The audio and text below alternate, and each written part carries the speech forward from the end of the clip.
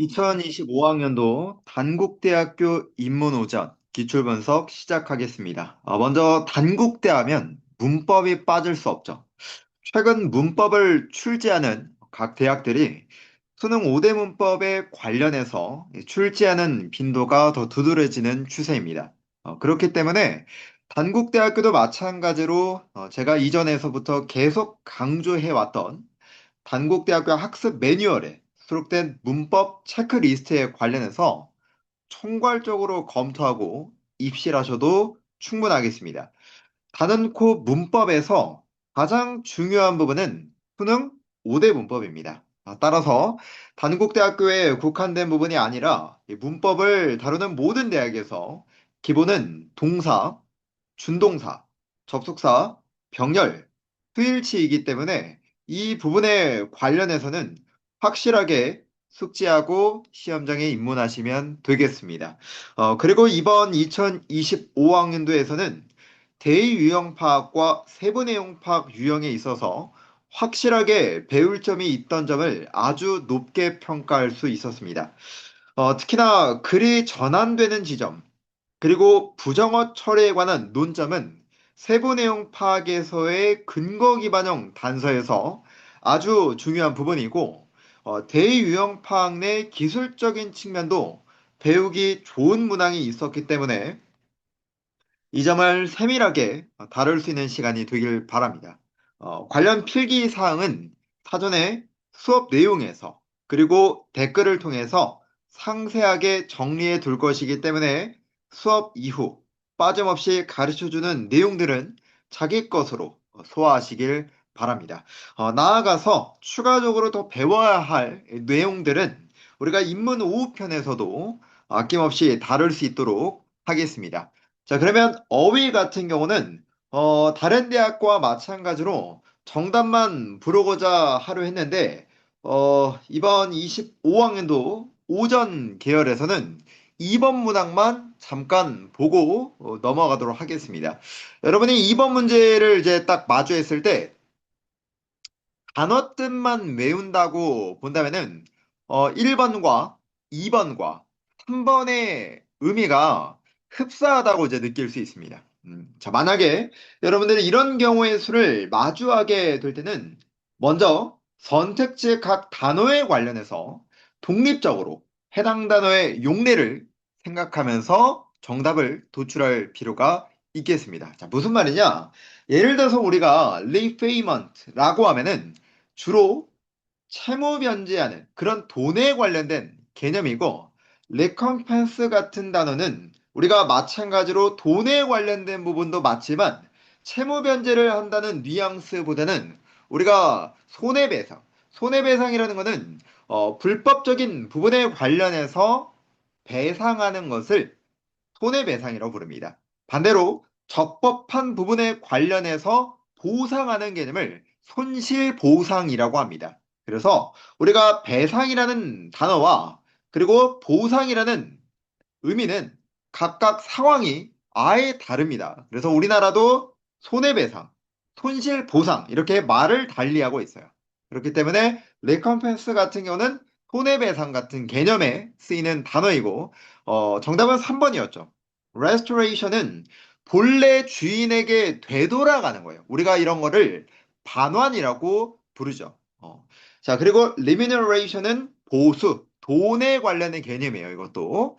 자, 그러면 이번 문장을 여러분이 해석을 했었을 때, 실제로 나이지리아 정부가 문화적으로 중요한 물건 반환을 위해서 수십 년간 캠페인을 벌여왔다. 이렇게 나오고 있어요. 그렇기 때문에 지금 같은 경우는 restoration과 맥락을 같이 할 수 있겠죠. 자, 우리가 이처럼 단어의 용례와 관련해서 확실히 알아둘 필요가 있는 부분은 어휘보다는 논리 문제가 대표적입니다. 그렇기 때문에 여러분이 어휘 공부할 때는 물론 용례까지 공부하기 좀 어려워요. 너무 많기 때문에. 그래서 우리가 타 대학들에 관련해서 논리 문제들을 풀면서 그때 각 단어의 용례와 관련해서 배울 필요가 있다고 말씀을 드렸습니다. 자, 그래서 여러분이 이제 단어 같은 경우에는 어휘바이블 파트 1에 관련해서 암기한다면 충분히 단국대학교는 모두 맞출 수 있는 수준이 되겠습니다. 본래 단국대학교가 단어가 쉬운 대학은 아니었습니다. 과거에는 파트 2까지 충분히 외워야 했던 그런 대학이었는데 지금 추세로는 단어가 막 엄청 어렵다는 정도는 아닙니다. 그래서 어휘바이블 파트 1 정도만 하더라도 충분히 문제를 맞출 수 있겠다. 자, 그래서 어휘 같은 경우는 이제 정답만 여러분 확인하시고, 자, 우리는 문법으로 그러면 넘어가 보도록 하겠습니다. 여러분 이제 채점하실 때는 화면을 잠깐 멈추신 다음에 채점하시면 될 것 같아요. 자, 그러면 우리 한번 11번부터 15번까지 빈칸 채우기 유형으로 들어가 보도록 하겠습니다. 자, 우리가 빈칸 채우기 유형에 관련해서는 가장 먼저 해야 될 것은 무엇이다? 바로 선택지를 보면서 출제 관점을 파악하는 것입니다. 예를 들어서 11번 문제는 여러분이 선택지를 딱 봤을 때, 아, 이 문제는 어형에 관련해서 물어보겠구나. 이게 이제 먼저 판단이 되어야 됩니다. 우리가 어형에 관한 논점은 단국대학교뿐만 아니라 세종대학교라든지 서울여자대학교라든지 아니면 뭐 가톨릭대학교, 아주대학교 이런 빈칸 채우기 유형을 출제하는 대학들의 대다수가 단골 개념으로서 출제하는 부분입니다. 이 어형을 물어보는 부분은. 자, 그래서 지금은 일단은 여러분이 선택지를 봤을 때 어형을 물어본다고 생각했어야 됐고, 자, 두 번째, 우리가 지금 1번과 3번, 그리고 2번과 4번의 차이점을 보자면은 능동태와 수동태의 차이점을 알 수가 있겠죠. 자, 다음으로는 우리가 빈칸 문제에서도 마찬가지고 또는 밑줄 문제에서도 마찬가지고 문두에 빈칸이 있고 그리고 ing나 pp가 있으면 정형화된 패턴으로서 무엇을 분사에 관련된 개념을 묻는 걸로써 우리는 배웠습니다. 그렇기 때문에 지금 같은 경우는 여러분이 이 문제는 분사 문제가 되지 않을까 이런 생각을 해야 됐어요. 자, 그러면 우리가 분사와 관련해서 능동태와 수동태의 구분은 본래 의미상 주어, 그러니까 지금은 수식받는 대상이 주절의 주어 I란 말이죠. 그러면 우리가 이 주절의 주어와의 능수동을 따져볼 필요가 있습니다. 이게 원래는 가장 표면적으로 우리가 배워야 될 첫 번째 단계죠. 자, 그런데 내가 만약에 해석이 안 되는 경우가 있다. 그러면 그때 목적어 유무를 판단을 해라. 다만 우리가 목적어 유무에서도 조심해야 할 논점은 무엇이었다. 내가 이 선택지에 있는 동사를 자동사로서 본 적이 있는가? 이거를 한번 생각해 볼 필요가 있습니다. 자, 그런데 우리는 경험하다라는 동사를 자동사로서 배워본 적도 없습니다. 그리고 내가 경험하는 주체가 되어야 하기 때문에 2번과 4번처럼 수동태는 될 수가 없겠죠. 그러면 우리가 1번과 3번인데 여기서 잠깐 우리가 이제 조심해야 할 점인 물론 우리가 분사 문제로서 생각을 했지만 우리가 부정사 같은 경우도 문두에 나오고 콤마가 있으면 목적이라는 요소로서 배운 적이 있단 말이에요. 자, 이때 여러분은 어떤 논점을 이제 생각해야 하냐면 ing와 부정사를 구분하는 것을 기억해야 합니다. 우리가 ing와 그리고 부정사를 구분하는 논점은 반드시 해석으로 판단해야 한다. 이렇게 말씀을 드렸습니다. ing는 발생이고 부정사는 미래적인 요소이기 때문에 미발생된 거예요. 그래서 발생과 미발생의 논점으로서 해석으로 구분을 해야 합니다. 따뜻함과 밝음을 직접 경험하기 위해서 안다는 건 해석이 어색한 거예요. 따뜻함과 밝음을 직접 경험했기 때문에 나는 그녀가 발산하는 에너지를 이미 알고 있다는 뉘앙스로서 가야 하는 것이죠. 그렇기 때문에 11번의 정답이 될 수 있는 부분은 1번이 정답이 되는 겁니다. 자, 이 부분의 패턴은 여러분이 26년도, 27년도 어느 때 시험을 보더라도 매번 출제되는 부분이기 때문에 어형에 관한 논점은 빈칸 채우기 유형을 출제하는 대학 모든 부분에 있어서 반드시 패턴화 시켜서 입시를 하셔야 되는 부분입니다. 따라서 11번의 정답은 1번이 되겠다. 자, 그러면 12번 문제 넘어가도록 하겠습니다. 우선적으로는 첫 번째 시제, 두 번째 태를 물어보고 있는 문제라는 걸 알 수 있죠. 우리가 시제라고 했을 때는 완료 시제를 물어보고 있음을 알 수 있습니다. 근데 너무나도 고마웠던 게 대놓고 우리가 시점 부사구에 관한 논점으로서는 과거 시점 부사와 그리고 현재 완료 시점 부사를 외우죠. 자, 그랬을 때 지금 같은 경우에는 먼저 선택지에서 시제와 태를 파악했고 두 번째 since라는 부분에서 과거 시점이 나와 있어요. 자, 그러면은 지금 주성분에 관련해서는 당연히 우리 눈동자에서 누가 현재 완료가 나와야 될 것을 알 수가 있습니다. 그러면 이 친구가 지금 다시 걷는 데 있어서 걷는 주체가 되어야 되겠습니까? 아니면 걷는 대상이 되어야 되겠습니까? 우리는 배우는 주체이어야 하기 때문에 지금 같은 경우는 수동태가 아니라 능동태로서 정답은 2번이 되어야 되겠죠. 자, 특히나 우리가 빈칸 채우기 유형에 관련해서는 특정적으로 문법의 개념을 물어볼 수 있는 경우의 수가 최대 2개까지 됩니다. 그렇기 때문에 지금처럼 첫 번째 시제를 물어볼 수 있겠고 두 번째 ing와 pp의 차이니까 태를 물어볼 수 있겠다. 근데 지금 문제 같은 경우에는 since라는 현재 완료 시점 부사 굿 또는 절이 나왔기 때문에 지금 같은 경우는 당연히 1번과 2번에서 고민했어야 됐고 두 번째는 이때 우리가 사람은 배우는 주체이어야 한다는 걸 알고 있다면은 정답은 2번으로 갈 수 있다는 소리죠. 자, 그러면 우리는 13번 문제 넘어가 보도록 하겠습니다. 딱 문제 유형을 보니까 부정대명사에 관련된 논점을 묻고 있습니다.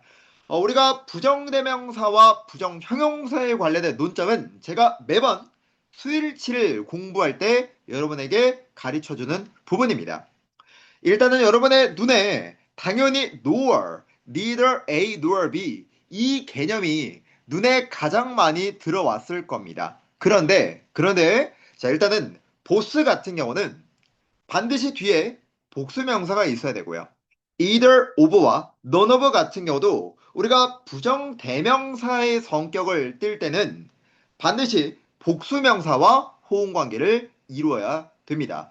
반면에 neither이라는 개념은 부정대명사일 땐 당연히 복수명사와 어울려야 하지만 neither가 단순히 부정형용사라는 개념으로 쓰일 때는 뒤에 단일 명사가 나와야 되죠. 그렇기 때문에 정답은 neither 3번이 되겠죠.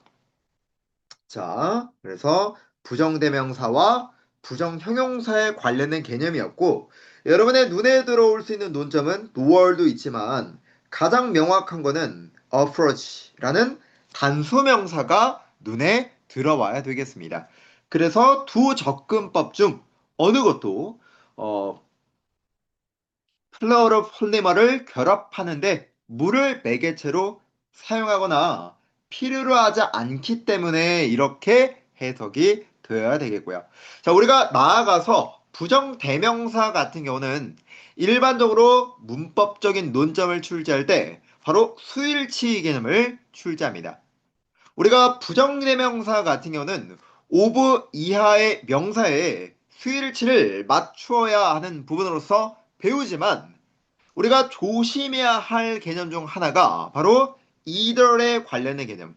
either과 포함해서 one of the 복수명사, each of the 복수명사, 그리고 either of the 복수명사는 반드시 앞선 요소의 수일치를 맞추어야 하기 때문에 단일 단수동사의 수일치를 맞춰야 한다. 이거를 좀 조심해야 하는 개념이었죠. 자, 이런 부분들을 우리가 문법의 개념에 관련해서 모두 배웠기 때문에 여러분이 만약에 이 부정대명사와 부정형용사에 관련해서 수일치 개념이 아직까지 이 강의를 듣는 시점에서 완성되지 않았더라면 우리 강의 중에서 오리지널 강의가 있죠. 한 권으로 끝내는 문법 바이블 오리지널 강의 또는 콤팩트 부분에서 부정대명사와 부정형용사의 구분에 관한 논점에 대해서 제가 모두 다 정리해 드렸기 때문에 그 강의를 한 번 더 들으면서 확실하게 숙지해 두시면 되겠습니다. 자, 그러면 14번 문제로 넘어가도록 하겠습니다.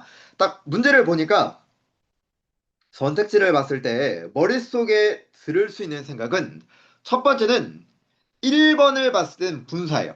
그리고 3번과 4번을 봤을 때는 동사입니다. 자, 그러면 우리가 동사인지 분사인지를 구분하기 위해서는 이때의 기준은 바로 문장 성분에 동사가 있는지를 확인하는 겁니다. 일단은 부정사가 문두에 있기 때문에 우리가 이런 부분들은 크게 신경 쓰지 않아도 되겠죠. 자, 그랬을 때 문장의 시작점은 결국에 동사라는 거를 알 수가 있습니다. 그래서 think of A as B, A를 B로 생각하다. 그래서 결혼이란 제대로 생각해라 하고 문장이 끝났습니다. 그러면 적어도 3번과 4번과 같은 동사가 나올 자리는 안 되겠죠.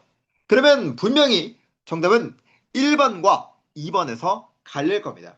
우리가 분사라는 걸 먼저 확신하기 위해서 가장 먼저 채워야 될 단계는 뭐였습니까? 동사부터 찾는 거였습니다. 우리가 이렇게 동사를 먼저 잡았더라면은 그 다음 단계로 해야 될 부분은 현재 분사와 과거 분사는 첫 번째가 해석이다. 그리고 해석이 안 되었을 때 우리가 목적어 유무로 판단하는 거예요. 여러분이 아마 이 부분에서는 좀 해석이 어려웠을 겁니다. 구심력과 원심력으로부터 영향을 받는 대상이어야 하는데 만일 여러분이 이 부분이 안 되었다면 목적어 유무로 판단하더라도 문제될 여지가 없겠죠.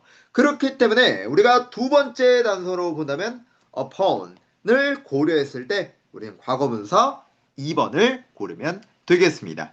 자, 그러면 15번 문제로 넘어갔을 때 딱 보자마자 접속사 문제라는 걸 알 수가 있겠죠. 자, 우리가 접속사 문제라고 했을 때 특히나 관계사와 관련된 개념이라면 자, 일단은 2번 먼저 보겠습니다. 우리가 whose 같은 개념은 어떻게 공부했습니까? whose가 나오면 명사 플러스 불완전이에요. 다시 한 번 더 whose가 나오면 명사 플러스 불완전입니다. 그런데 지금 같은 경우는 뒤에 이어진 문장 성분 자체가 완전한 절이에요. 그렇기 때문에 탈락이죠. 3번과 4번도 완전한 절이긴 합니다. 자, 그러면 이때 3번과 4번 완전이니까 일단 보류, 1번도 보류죠. 자, 그러면 우리가 이때 선행사 같은 경우에 전치사를 결정짓는 경우가 있어요. 우리가 가장 많이 전치사 플러스 관계대명사와 관련된 개념에서 압도적으로 결정짓는 부분은 바로 관계사절 내에 있는 동사가 결정을 합니다. 그렇지만 우리가 특정적으로 선행사가 전치사를 결정짓는 경우는 별도로 외울 필요가 있겠죠. 우리가 매번 정도와 범위에 관련된 개념은 to which를 쓰고 속도와 또는 가격, 비율 이런 부분들은 at which를 쓰는 거 이런 부분들은 누누이 외웠습니다.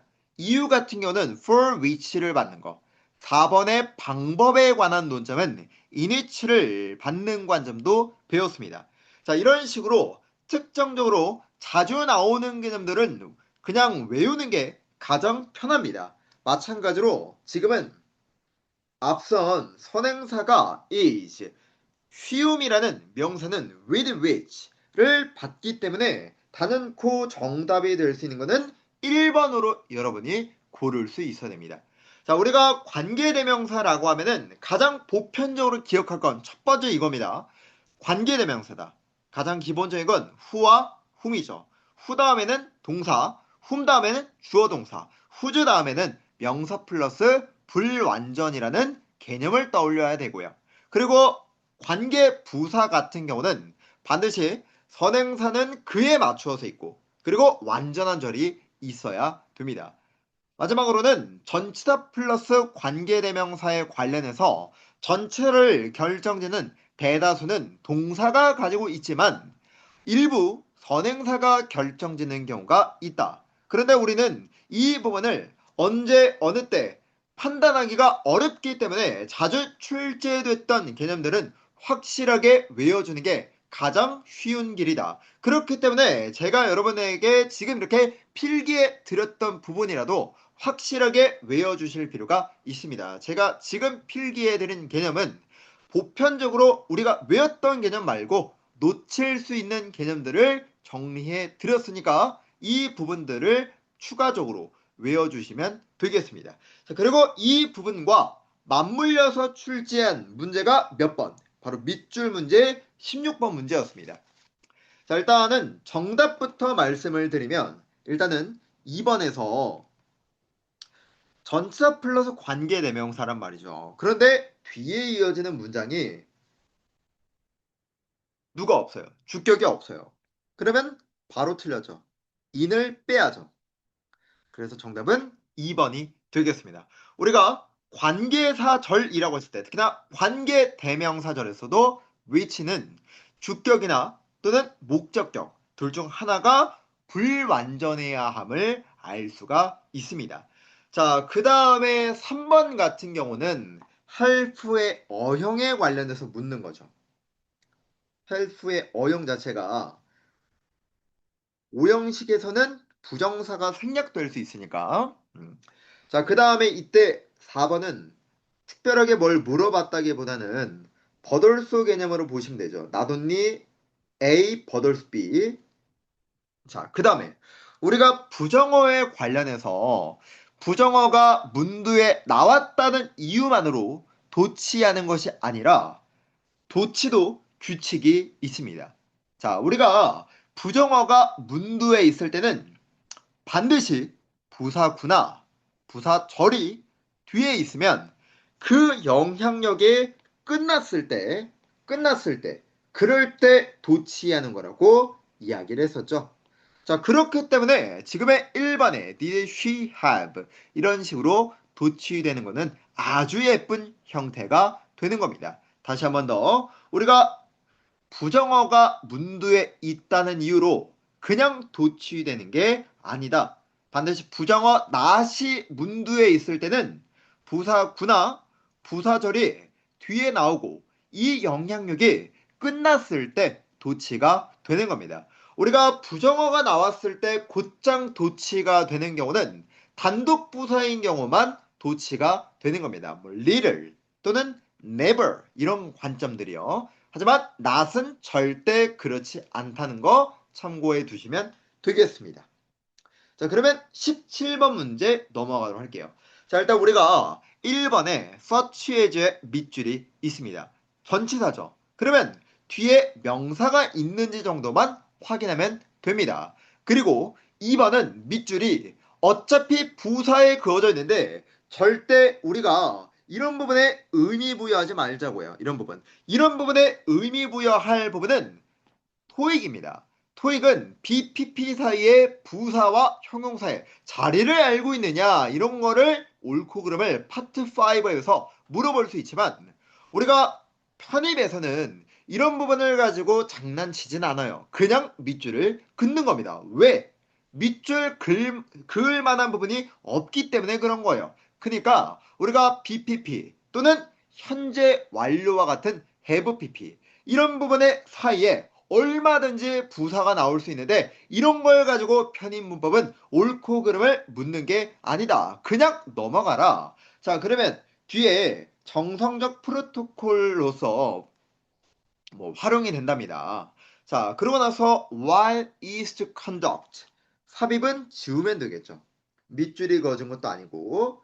자, 그러면 이때 as가 절단이라는 건 이제 알았는데 자, 이 문제는 밑줄을 딱 봤을 때 곧장 정답이 나오는 게 누구 때문에? difficult. 우리가 난이 형용사와 관련된 개념은 대표적으로 네 가지 정도는 외워야 됩니다. 우리가 난이 형용사, 같은 경우는 뭐가 있습니까? 가장 많이 나오는 거 앞에도 마찬가지 easy 그리고 difficult 그 다음에 hard, tall 이렇게 네 가지는 외워야 되죠. 그래서 이런 식으로 보통은 가주어 진주어 구문으로 많이 쓰입니다. 많이 쓰이는데 우리가 예를 들어서 it is easy 예문을 쓰면 to deal with matter 이런 식으로 이제 예문을 쓴단 말이죠. 그래서 일반적으로 가주어, 진주어 개념으로서 많이 쓰입니다. 절대적으로 우리가 조심해야 할 부분 중 하나는 이때 부정사를 대신해서 동명사 쓰는 건 말도 안 되는 부분입니다. 뿐만 아니라 이 부분을 분사로 바라봐도 안 됩니다. 자, 그러면 우리가 여기에서 이제 추가적으로 부정사구의 목적어가 어디를 가주어를 대체할 수 있죠. 그러면 우리는 the matter is easy to deal with 이런 문장이 만들어질 겁니다. 그래서 우리가 난이 형용사 같은 개념은 사물주어가 있을 때 부정사구의 목적어가 반드시 불완전해야 한다. 이렇게 공부한단 말이죠. 그렇기 때문에 to compare 하고 compare의 목적어가 없었던 겁니다. 자, 뿐만 아니라 우리가 이때 조심해야 될 것 중 하나는 어떻게 쓰면 안 된다. 해석상 수동태가 될 것처럼 보이지만 원래 우리가 원형이었기 때문에 절대로 뭘 쓰지 말아라? 부정사구 수동태 불가하다. 요거까지 알아두시면 되겠죠. 됐습니까? 자,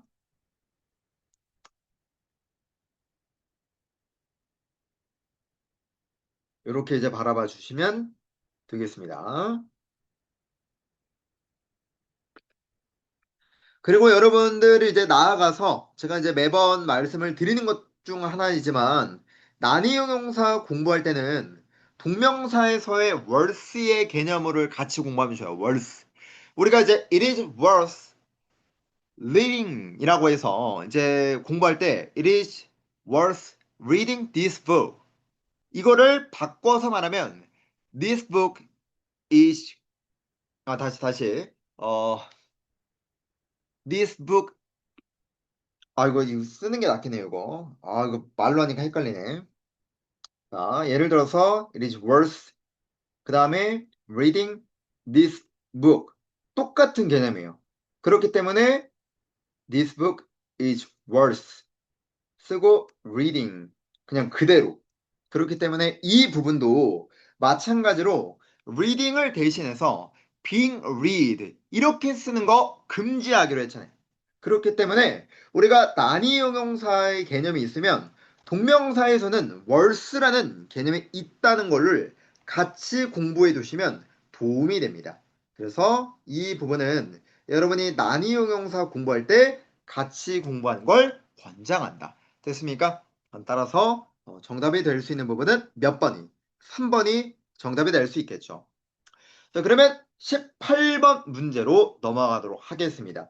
이 부분도 제가 정말 많이 강조하는 것 중 하나입니다. 일단 instead of 같은 경우는 전치사구이기 때문에 뒤에 명사가 있는지만 보면 되고요.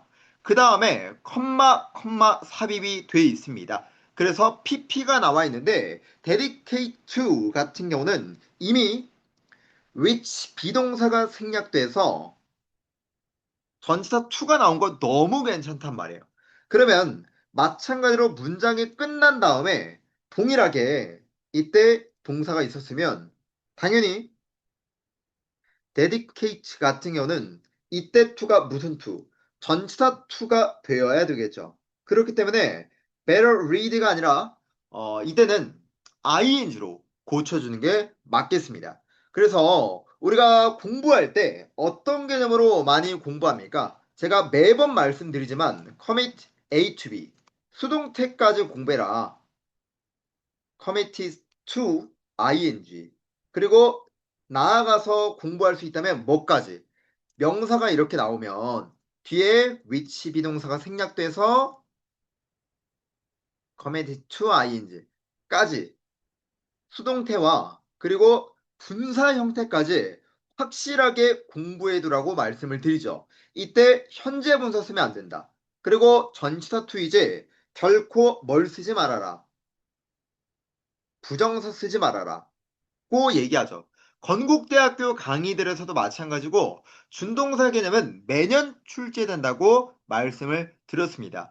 commit, dedicate, devote 이 세 개가 한 쌍이기 때문에 여러분 반드시 같이 공부하셔야 합니다.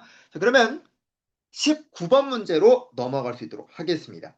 자, 우리가 19번 문제와 관련해서 보게 된다면은 자, 이를 해내는 수단으로서의 권력은 인간이 짐승과 공유하는 것에 호소한다. 일단 1번은 우리가 지금 get 같은 경우가 동명사가 쓰인 거죠. 동명사로. 그리고 get 같은 경우는 오형식에서 목적격 보어에 목적어와의 관계가 수동이라면 당연히 PP가 나오는 거 얼마든지 괜찮습니다.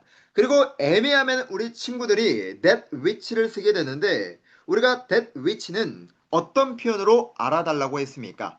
what과 같은 표현으로 알아달라고 했습니다. that which 같은 경우에 그렇기 때문에 2번도 괜찮고 도즈 who 이거는 국민대학교에서 them who 구분할 수 있느냐 도주로 바꿀 수 있는지 이런 거 나왔죠. 완전히 괜찮고 자 그러면 뒷부분을 보는데 B, not A란 말이에요.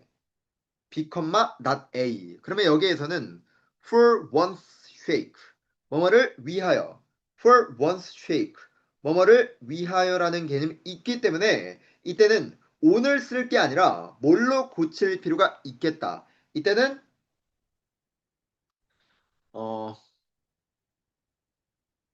똑같이 for이라고 고쳐줄 필요가 있겠죠. 따라서 19번에 관련해서 정답은 4번이 정답이 되겠습니다. 등이 상관 접속사에 관한 개념이 나왔죠. 자, 그래서 not A but B의 변형이 B, not A에 관한 논점이 되겠습니다. 자, 그리고 우리가 등위의 상관 접속사에 관한 관점은 크게 세 가지를 기억해 달라고 했습니다. 대표적인 논점이 병렬이고요. 두 번째 관점이 바로 상관관계가 됩니다. B, not A, not A, but B, both A and B, 그리고 A and B as well, add-ons A and B 뭐 이런 관점들. 자, 그 다음에 이 요소들이 등위 상관 접속사가 주어로서 쓰이게 되면은 주어와 서술어의 수일치에 관한 관점들까지도 물어본다는 것까지 공부해 두시면 되겠습니다.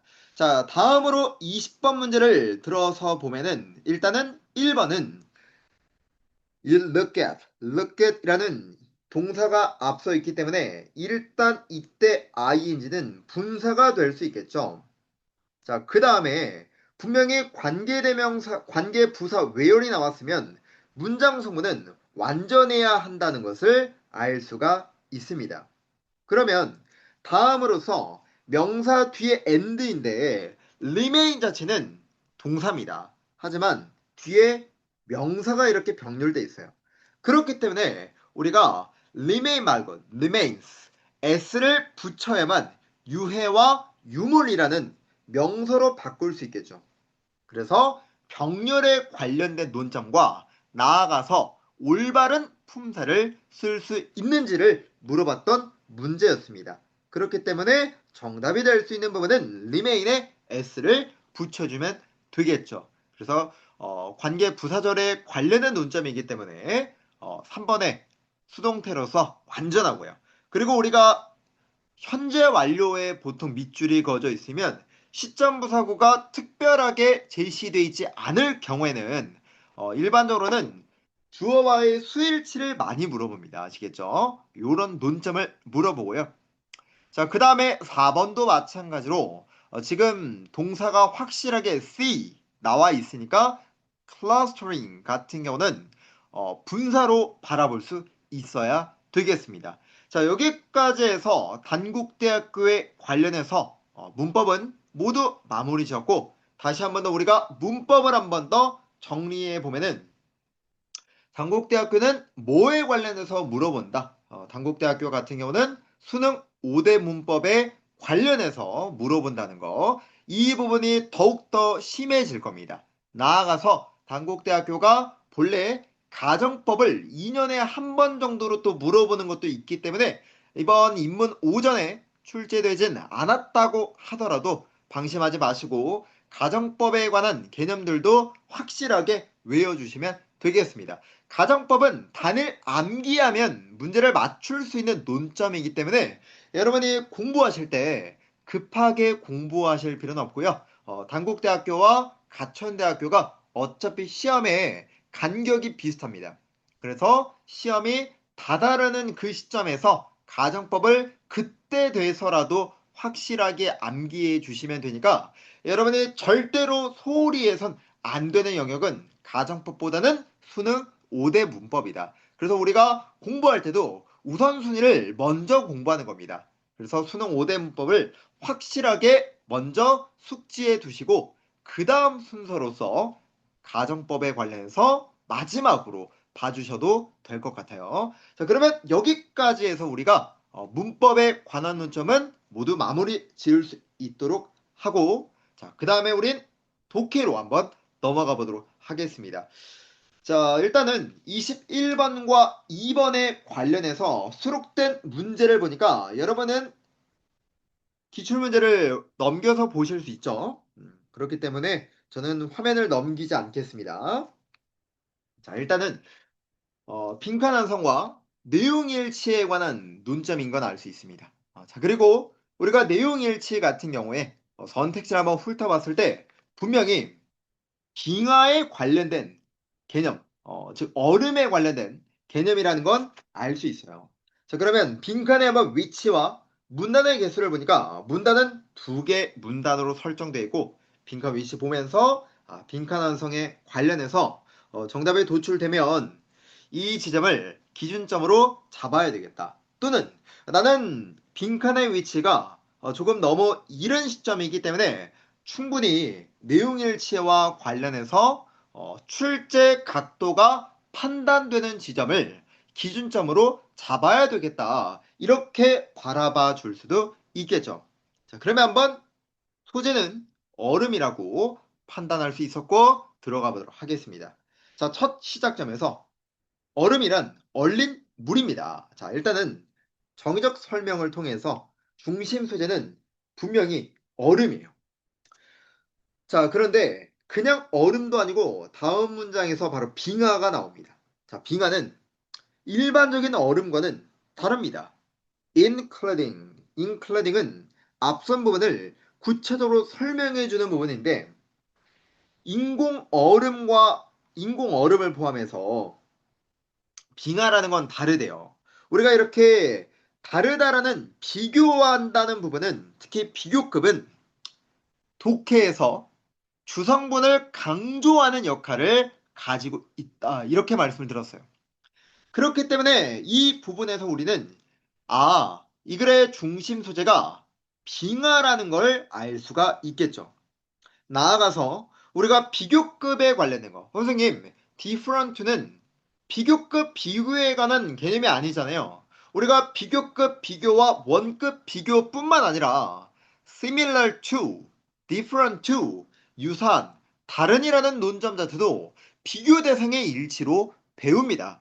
그렇기 때문에 여러분들이 단일 비교급 비교와 원급 비교만을 비교급 원급으로만 국한지어서 생각하시면 안 되고 similar to와 different to와 같은 다른이라는 형용사들도 이와 같은 개념으로 바라볼 수 있어야 됩니다. 그래서 우리가 비교급과 원급에 관한 논점은 독해에서 주성분을 강조하는 수단이라고 가르쳐 드립니다. 뿐만 아니라 우리가 비교급과 원급이라는 개념이 문제 지문에 수록되어 있을 때 하필 그 지문에 문제 유형 중에서 세부 내용 파악이 있으면 근거 기반형에 관한 단서로서도 나타날 수 있다. 이렇게 말씀을 드립니다. 그렇기 때문에 우리는 이 첫 문장이 너무나도 중요하다는 걸 알고 있어야 돼요.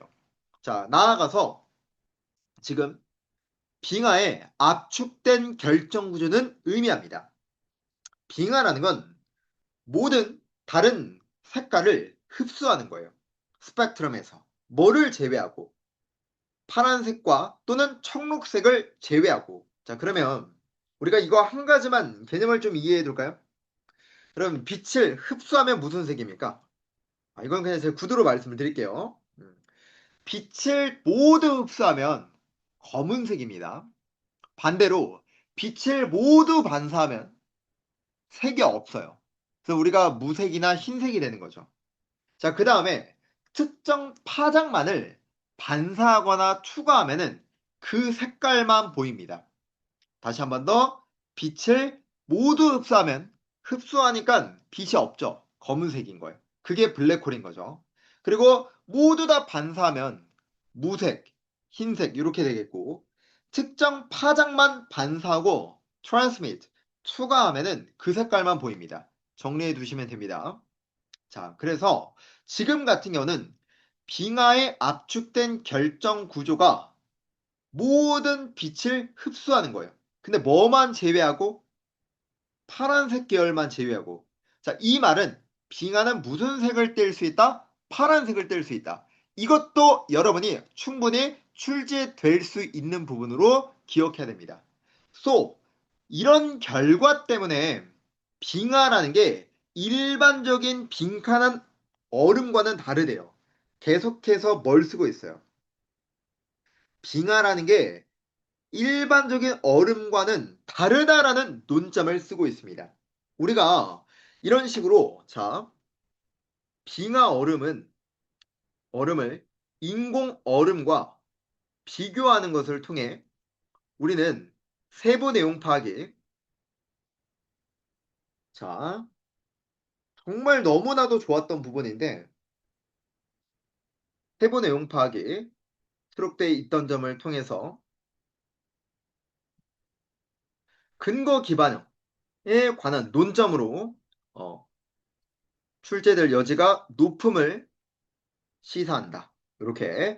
여러분 아마 저에게 완전히 배우는 친구들이 아니면 근거 기반형에 관한 논점에 대해선 자세하게 배우진 않을 겁니다. 아마 제가 이제 정형화돼서 이걸 다 알려드리기 때문에 근거 기반형은 제가 편입을 이제 들어왔을 때부터 모든 기출을 다 개념화 이제 하고 정형화한 패턴을 다 만들면서 주제 기반형, 근거 기반형은 11개 패턴까지 다 만들어 둔 부분이기 때문에 이 논점을 정확하게 배우기 위해서는 외부 수험생분들은 이 강의를 독립적으로 하나하나 보셔야 될 거예요. 아마 그게 조금은 좀 어려울 겁니다. 그래서 만약에 외부 수험생분들이 우리 학원 강의를 통해서 준비하는 친구들이 매년 기출 시즌이 되면은 정말 많다는 거를 저도 이미 알고 있습니다. 이거를 많이 듣기 때문에.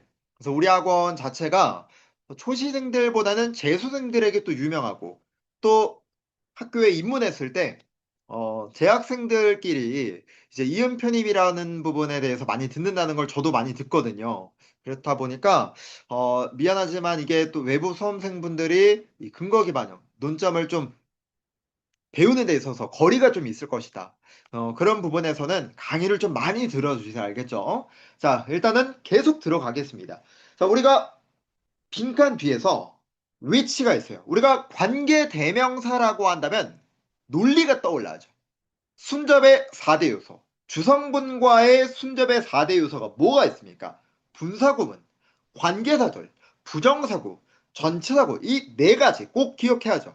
자, 그리고 전치사구라고 가정한다면은 전치사구는 늘 제가 어떤 논점을 말합니까? on ing, by ing, in ing 나아간다면 for과 with 같은 경우 이렇게 5가지 정도는 기억해 달라고 말씀을 드립니다. 자, 그러면 이때 우리가 이 빈칸 문제를 풀기 위해서는 누가 필요하다는 겁니까? which라는 개념을 가지고 얘를 빈칸에 단서로 활용하면 되겠죠. 모든 빛을 반사하는 거예요. 뚜렷한 선호 없이. 여러분, 뚜렷한 선호 없이 직역을 하면은 와닿지 않죠. 뚜렷한 선호도가 없다는 것은 어떤 색만 선택하는 게 아니에요. 더 쉽게 말하면 여러분이 이상형을 생각할 때 나는 뚜렷한 이상형이 없는데 이 말은 그러면 아 그래? 그러면 아무나 소개해도 되겠네. 이런 멘트가 되는 거예요. 그러니까 어떤 색깔을 선택하는 게 아니라 모든 빛을 반사하는 거예요. 우리가 모든 빛을 반사한다면은 색깔이 있다, 없다. 없다고 이제 없다는 개념은 여기서 검은색이 아니라 투명한 색이 되는 거잖아요.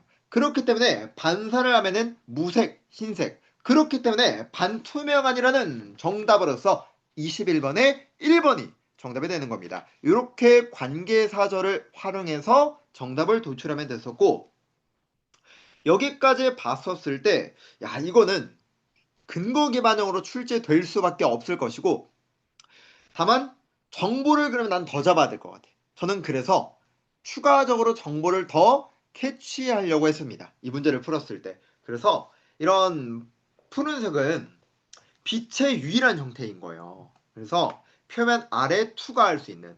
그래서 이런 빙하를 얼음과 다르게 만드는 것은 뭐를 함유하고 있기 때문이다? 불순물을 함유하고 있기 때문이다. 여러분이 글을 읽는 사람의 입장에서는 빙하라는 게 뭘 함유하고 있어요? 불순물을 함유하고 있죠. 서치에이즈는 어차피 불순물을 설명해주는 요소잖아요. 부연 설명. 자, 여기에서도 여러분들이 글을 읽는 사람의 입장에서는 야, 이거는 계속해서 빙하와 인공 얼음의 차이점만을 시사하고 있구나. 이 글의 주제가 무엇입니까? 라고 말하면 여러분 뭐라고 말해야 되겠습니까? 빙하 얼음과 일반 얼음의 차이를 반복적으로 시사하고 있는 부분입니다. 자, 나아가서 더 읽어봐도 그 가치가 없어요. 어차피 빙하 얼음은 단순히 얼린 얼음 이상의 것이다. 계속해서 차이점만을 말하고 있구나 정도만 숙지하시면 되는 거죠. 만약에 여러분이 불안해서 더 읽었다 벗을 그것도 마찬가지예요. 이때 it은 빙하 얼음의 성질을 지칭하겠죠. 그러면 빙하 얼음의 성질에 관련된 게 그 이상이라는 거예요. Than that. 앞에서 언급된 것 이상으로 더 많은 것들이 있다. 차이점이 더 많이 있다는 거잖아요. 굳이 더 읽을 필요가 없다는 겁니다.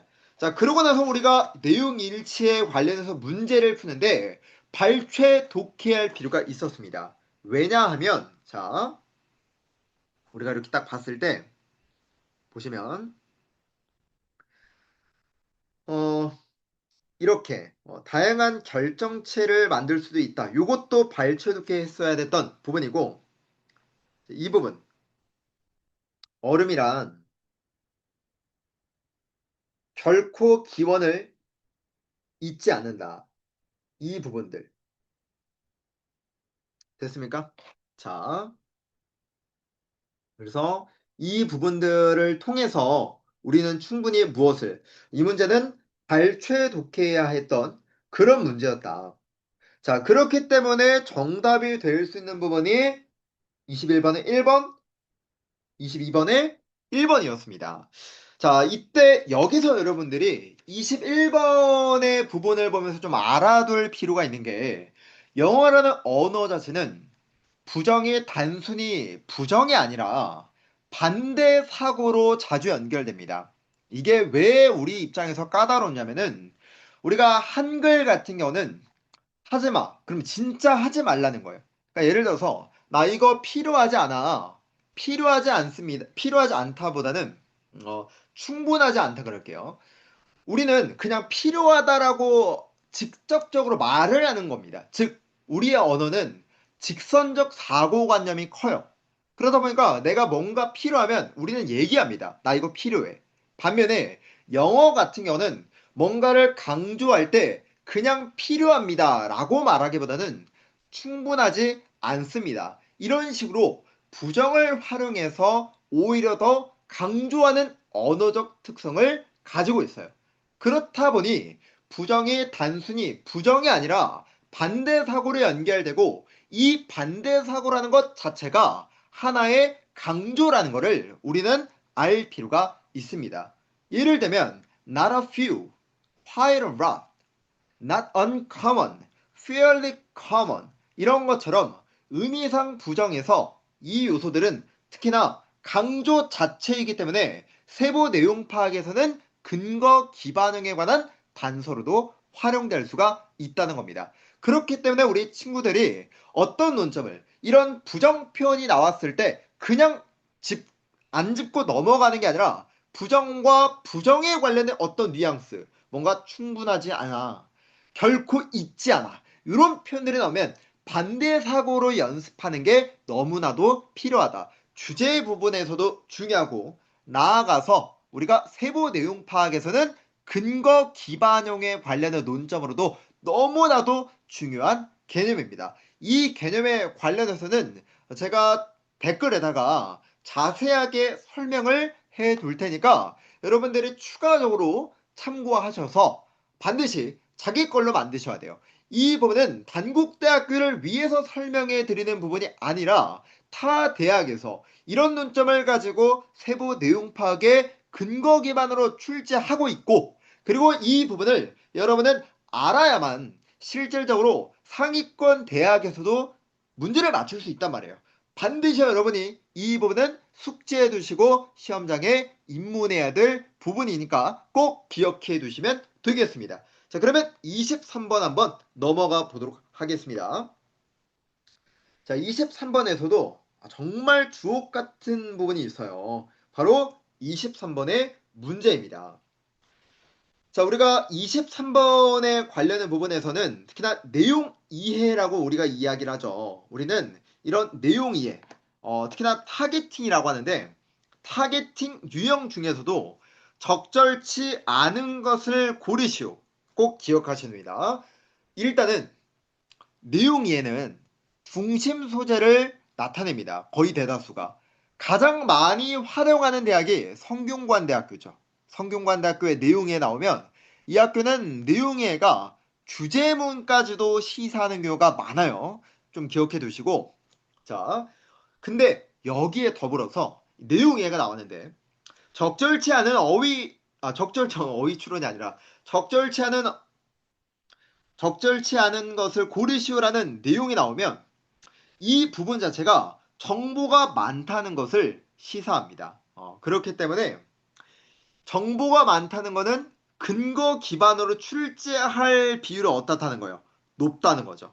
주제 기반보다는. 이거를 여러분들이 숙지해 두실 필요가 있다는 겁니다. 자, 나아가서 단국대학교의 동의어 같은 경우는 여러분이 논리로 접근하셔도 좋습니다. 이 학교가 논리를 출제하기보다는 그냥 동의어 문제를 출제하기 때문에 이런 부분을 여러분이 표면적으로 알고 있는 의미로 쓰이지 않을 가능성이 높거든요. 그렇기 때문에 단국대학교의 어휘를 직관적으로 도출되면 상관없지만 그게 아니라면 논리로 문제를 푸시는 걸 권장합니다. 자, 그러면 제가 이제 기준을 잡았을 때도 이 문제는 직관적으로 여러분들이 답이 안 나왔을 거예요. 동의어가. 우리가 undo라고 하면 무효로 만들다, 원상태로 돌리다, 그리고 나아가면 뒤집다까지도 알아야 되거든요. 망치다, 실패하게 만들다, 되게 다양해요. 그렇기 때문에 이런 식의 다이어를 가진 단어들 같은 경우는 여러분이 괜히 스트레스 받지 마시고 하나의 단일 논리로서 문제를 푸는 게 좋다는 겁니다. 자, 저는 그래서 밑줄 친 부분을 보고 여기를 바탕으로 내가 시작점을 어디서부터 잡을까를 생각했던 거죠. 자, 그리고 이 부분에서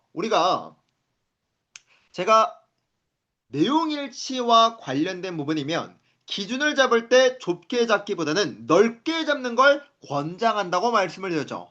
자, 그런데 이미 우리는 23번의 문제를 통해서 내용이해 측면을 좀 생각했단 말이에요. 내용이해 측면을 보니까 이건 정보가 많겠다. 그러면 좁게 잡기보다는 이 밑줄 친 부분보다는 좀 넓게 잡는 거를 좋다는 거죠. 저는 그래서 by capturing 여기서부터 봤어요.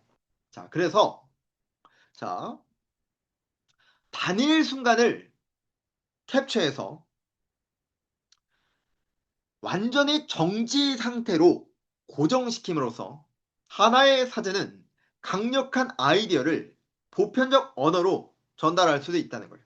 자, 그러면 그냥 넘어가지 마시고 우리가 항상 어떤 한 문장을 읽으면 머릿속으로 뭐 해라? 요약을 해라. 저는 이 문장을 딱 읽는 순간 트럼프 대선 유세 중에서 총격을 받았던 그 순간의 장면에 사진이 떠올랐습니다. 트럼프가 대선 유세 중에서 총격을 받았던 그 유명한 사진, 여러분 검색하시면 다 나오실 거예요. 정말 승리자의 그런 모습, 나라를 구할 그런 모습, 과하게 이제 과장하자면 그런 부분이었는데 그 부분을 총격의 그 순간을 보면은 뭔가 위험, 충격, 혼란 등의 이미지를 줄 수도 있겠죠. 저는 이런 생각이 들었다는 겁니다. 하지만 그 이상으로 이미지라는 건 우리에게 새로운 장소를 이동시켜 줄 수도 있고, 게다가 우리의 삶을 다른 관점으로 바라볼 수 있도록 도와준대요. 아, 사진이라는 것은 결국에 어떤 부분이다. 사진이라는 것 자체가 우리를 다른 관점으로 바라봐 줄 수 있도록 도와주는 거래요. 자, 그러면 다음에 이어지는 맥락 자체가 전문가가 나오고 있는데 전문가 자체보다는 그 내용에 우리는 주목해 볼 필요가 있지 않습니까? 그러면 동일하게 이때 앞선 이미지와 사진은 같은 거예요. 그렇죠? 그러면 이때 your assumption, 당신의 가정은 그냥 우리의 관점인 거예요. 근데 우리의 관점을 뭐 하게끔 해줄까? 달리 바라볼 수 있도록 해주지 않을까요? 달리 바라볼 수 있도록. 자, 그렇게 바라본다면 정답은 transform. 정답이 될 수 있겠죠. 왜? accommodate. 그냥 의견을 수용한다. 이렇게 본다면은 fulfill. 이행하다. realize. 당신의 관점을 깨닫도록 도와준다. 이런 게 아니죠. 다른 관점으로 보여줘야 되기 때문에 기존의 관점에서 변화되는 부분으로서 바라볼 수 있어야 됩니다. 그래서 여러분이 24번에 관한 문제는 논리로 접근하는 게 더 좋겠다고 말할 수 있을 것 같습니다. 그래서 24번에 정답은 2번이 될 것이고, 자, 그 다음에 23번 같은 경우도 보시면은 1번. 우리는 일상의 순간에서 정말 많은 이미지를 컴퓨터 스크린에서 마주한다. 일단 보류. 2번. 사진이라는 것은 우리의 세상에 관한 관점을 변화시킬 수도 있다. 그렇죠. 3번. 3번. 요거 조금 이제 헷갈려서 학생은 틀리는데, 본문에서는 분명히 우리가 읽었던 부분에서 어디입니까? 바로 이 부분이죠. 이거를 가지고 이제 출제한 거죠. 자, 본문에서는 보편적인 건 언어이고 관점은 강력한 것이기 때문에 이 부분은 의미가 왜곡이 된 부분이죠. 그렇기 때문에 23번에 틀렸던 부분은 몇 번이? 3번이 정답이 되겠습니다. 자, 4번은 그쵸. 다른 태도. 이때 attitude 같은 경우는 perspective, 관점이 될 수 있겠죠. 그래서 4번은 괜찮고, 그래서 3번, 2번 이렇게 문제를 볼 수 있겠습니다. 자, 그 다음에 25번과 7번 한번 보도록 하겠습니다. 제가 자꾸 말을 실수하는 부분이 있어서 좀 끊고 가려고 하는데 그냥 스트리트로 가도록 하겠습니다. 이번 오전 강의는. 자, 내용일치와 마찬가지로 26번에 내용 이해가 나오고 있고요. 그리고 27번에 연결사 추론이 나오고 있습니다. 자, 우리가 26번에 관련해서 저자는 제안하는 거, 뭘 제안하느냐, 도움이 되지 않는 생각과 과정을 우리가 어떻게 다룰 수 있는지에 있어서 뭘 제안합니까? 자, 여러분이 26번의 문제를 보면서 생각해야 할 논점이 있습니다. 바로 이 내용 이해에서 우리가 아까 내용 이해 자체가 적절하지 않은 것을 고르시오는 정보가 많기 때문에 근거 기반형의 논점을 출제할 수 있다. 이게 얘기했죠. 자, 이번에는 일치하지 않는 걸 고르는 게 아니에요. 도움이 되지 않는 생각과 과정을 우리가 어떻게 다룰 수 있느냐. 자, 이번에는 문제점에서 해결책, 즉 해결책을 요구하는 문제라는 걸 알 수 있습니다. 여러분이 이 26번 문제를 통해서 그러면 알아가야 될 게 뭐냐면은, 내용에는 글의 구조, 중심 소재, 나아가서는 세부 내용 파악에서의 출제 방향까지, 즉, 거시적 관점을 제시해 줄 수 있는 문제가 될 수 있겠구나. 일치하지 않는 것을 고르시오라는 부분은 정보가 많다는 걸 시사하기 때문에 근거 기반형에 관한 논점을 제공하고, 지금 이렇게 말 그대로 도움이 되지 않는 생각과 과정에 우리는 어떻게 다루는 거야? 이거는 해결책이잖아요. 이 말 자체가 글의 전개 방식을 문제점 해결책이라는 것까지도 시사한다. 만약에 이 부분이 주제를 묻고 있다면 이 문제 자체가 무엇을 시사하게 되는 거예요? 당연히 주제가 문제점 해결책 구조로 나올 거예요. 그래서 우리가 내용이해 같은 경우는 단국대학교를 포함해서 성균관대, 나아가서 이화여대, 그리고 한국외대까지 제가 진짜 너무 많은 거를 여러분 이 강의에서 설명해 드리고 있는데 다 가져가셔야 됩니다. 내용 이해에서는 어느 학교가 주목해야 된다? 단국대학교를 포함해서 더 말씀드릴게요. 세종대, 홍익대, 이화여대, 한국외대, 그리고 성균관대. 여러분이 성균관대와 외대를 푸시면은 결이 같다는 걸 느끼실 거예요. 그리고 최근에 이화여대 공개를 안 하면 뭐합니까? 2025학년도부터. 어차피 뻔합니다. 뻔하게 나온다는 것은 내용 이해 기반으로 출제가 되느냐? 아니면 과거 서강대 기조로 넘어가느냐?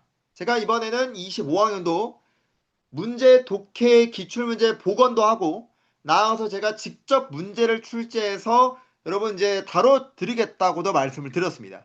그리고 20지 선다형에 관련해서 총 200문항에 대해서 20세트가 되겠죠. 그 부분까지 다 준비해서 우리 이화여대에 10년 연속 한번 나와봐야 되니까 이 부분 다 소화하고 가야 됩니다. 어쨌든 내용이의 부분은 이화여대도 한몫하는 거예요.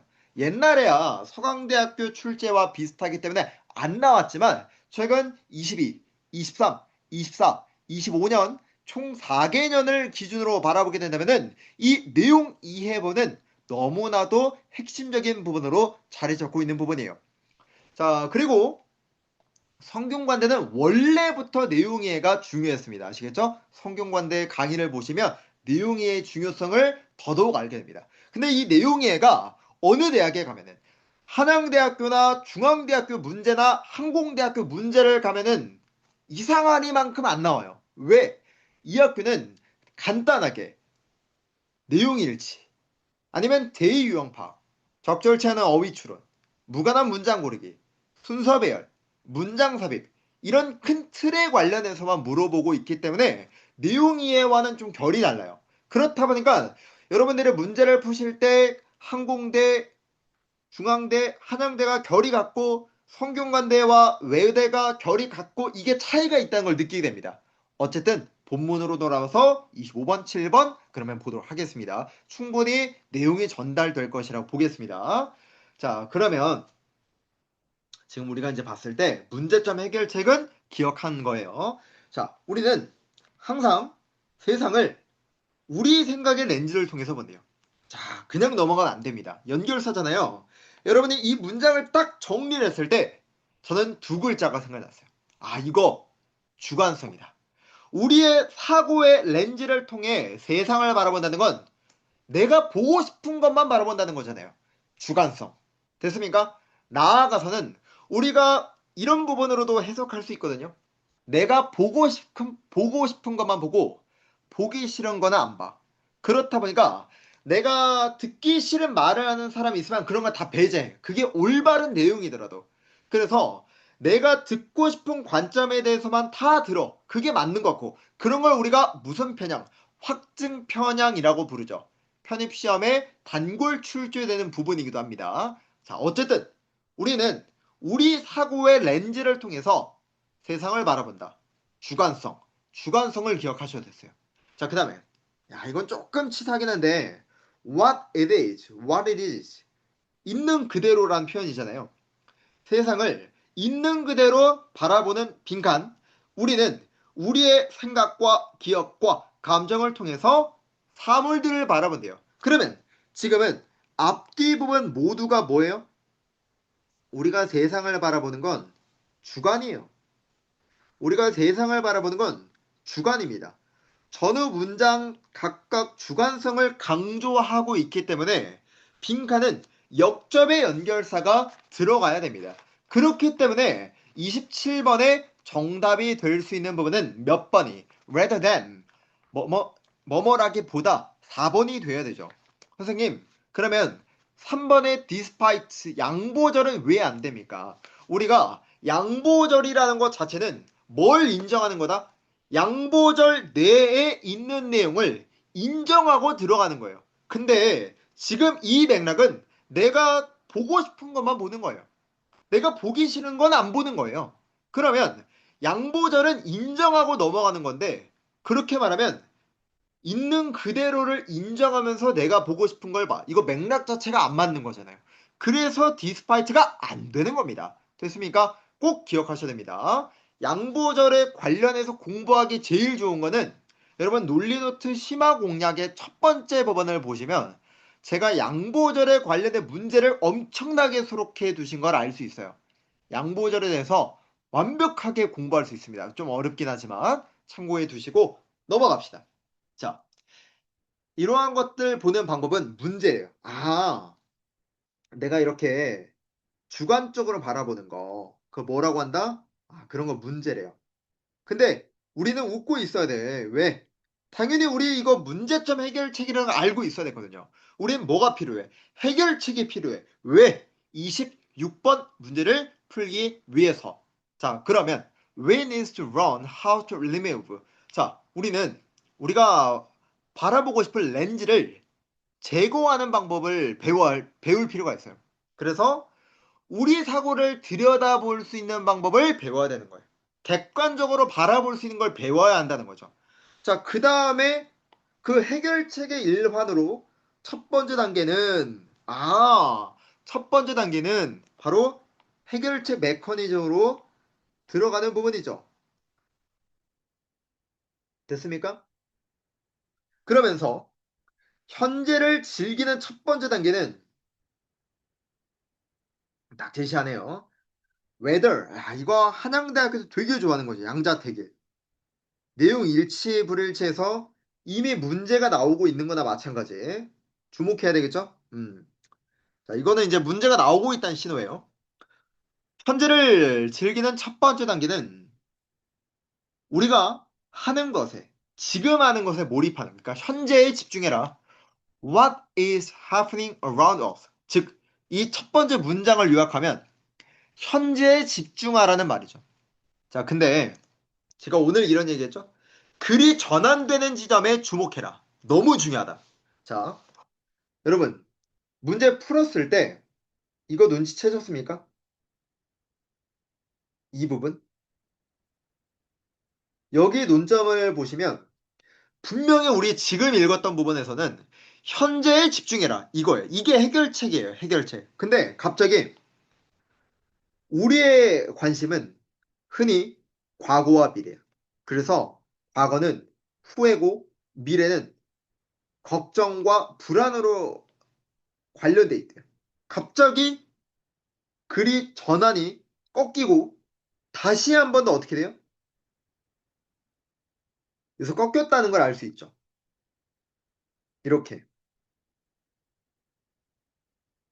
됐습니까? 이걸 우리가 느껴야 된다. 그러면서 현재에 커넥팅하는 것은 오감을 활용하는 걸 의미합니다. 그러니까 꺾이고 다시 꺾이는 거. 통일성을 맞춰주는데 이런 부분은 이건 무조건이다. 안 나올 수가 없는 부분이에요. 여러분들이 글을 읽는 입장에서는 야, 이거는 나올 수밖에 없겠다. 어디에서? 대본 내용 파악에서. 여러분이 문제를 풀었을 때 이런 부분을 보면서 야, 이거는 무조건이다. 라고 하는 그게 터득이 되는 순간 독해가 재미있어지는 순간이 될 것입니다. 자, 저는 일단은 여기까지를 기준으로 먼저 원래는 잡았어요. 원래는. 근데 실질적으로 결국에 어디에서 우리가 글을 읽고 나니까 음,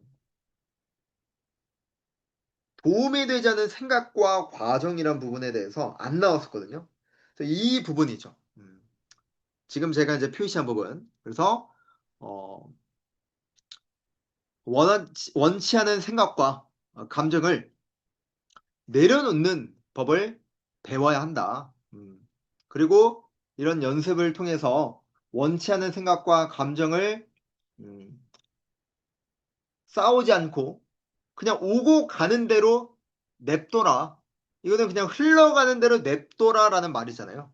그래서 25번과 6번 문제를 보시면은 글이 전환되는 지점을 통해서 1번을 출제했죠. 야, 이거 진짜 핵심적인 부분을 내놓고서 문제 너무 쉽게 냈어요. 이게 뭡니까? 긍정적인 감정과 관련이다. 이렇게 좋은 지문을 수록해두고 선택지를 이렇게 만들면 이거 정답률 100% 나와야 됩니다. 자, 26번. 도움이 되지 않는 생각과 과정을 어떻게 다뤄야 됩니까? 그냥 흘러가는 대로 냅둬라. 정답은 그래서 3번이었죠. 그리고 27번. 정확하게 여러분 양보와 그리고 대조는 구분하셔야 됩니다. 양보는 인정하는 거, 대조는 정반대되는 거. 그래서 정답은 4번이었죠. 자, 그러면 28번에서 30번 한번 넘어가도록 하겠습니다. 중심 소재와 관련해서 이제 글의 주제를 묻고 있고요. 자, 두 번째는 밑줄 친 부분의 단어의 동의어를 묻고 있습니다. 그리고 내용의 일치를 묻고 있죠. 자, 그러면 우선적으로는 첫 번째 문단에 관련해서 물론 이제 동의어가 나오고 있는데 너무 첫 번째 문단이 짧아요. 문단은 세 문단인데. 그래서 저는 두 번째 문단까지를 글의 주제를 도출되는 지점까지 내용 일치에 관련해서 출제 관점을 생각을 했습니다. 자, 그리고 글의 주제 제목에서 당연히 중심 소재가 무엇인지 막 보는데 눈에 두드러질 만한 부분이 없었습니다. 이게 조금은 아쉬웠던 부분이었고, 자, 한번 보겠습니다. 그래서 우리가 직접 잡아야 될 것 같은데, 어, 마법의 알약이 있으면 어땠을까? 음, 의문문은 중심 소재를 나타내는데 마법의 알약이 우리 뭔지 모르잖아요. 잡아야 되겠죠. 이게 뭘까? 근데 어떤 의미에서 이미 존재한다는 거예요, 하나가. 근데 어이구, 전문가가 나왔어요. 전문가는 이미 발견을 했는데 그 내용에 우리는 집중하면 되겠죠. 그래서 트립토판을 섭취하는 것은 자, 이게 뭔지는 궁금하지 않습니다. 트립토판을 섭취하는 것 자체가 사람들을 적극적으로 행동하게 만들어줄지도 모르는데요. 그러면 이때 마법의 알약이 뭐가 되는 거예요? 트립토판이 되는 거죠. 따라서 이 글의 중심 소재만 제대로 잡더라도 28번의 정답은 2번이 되었을 겁니다. 자, 그리고 당연히 29번은 맥락상 dominantly가 정답이 되겠죠. 3번.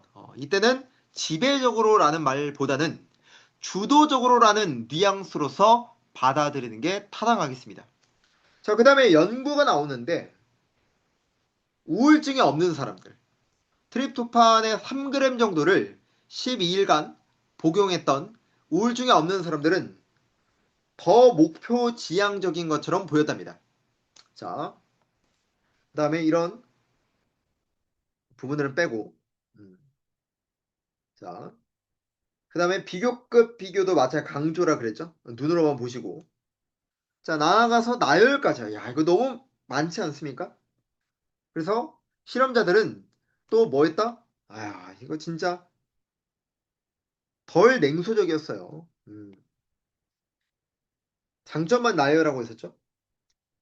더 목표 지향적인 것처럼 보이고 그 다음에 더 적극적으로 행동했었고 자, 그 다음에 이 발견은 뭘 이끄는 거예요? 아, 믿도록 했대요. 뭐를? 실제로 트립토판이 효과가 있구나. 아, 그만 읽어도 되지 않겠습니까? 자, 그러면 이 부분으로 바라본다면은 이 글의 중심 문장은 무엇이? 트립토판이 어디에?